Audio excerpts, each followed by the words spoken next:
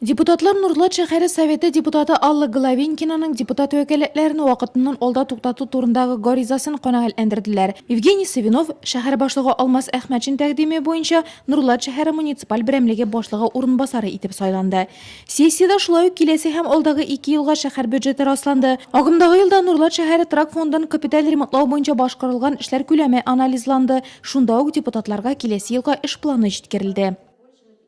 Включено у нас 12 домов общей площадью 33,3 тысяч квадратных метров, где в 571 квартирах проживает 1289 граждан. Объем финансирования составляет 57,1 миллиона рублей.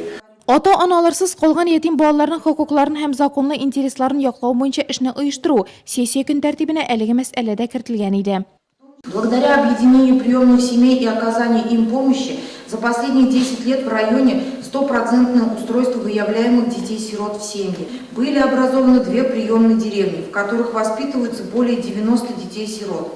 Аналога таким объединениям не имеется не только в России, но и в мировом масштабе, так как данный проект реализуется полностью на благотворительные средства предприятий, организаций города и района, грантовые средства, а также пожертвования граждан и собственные средства родителей.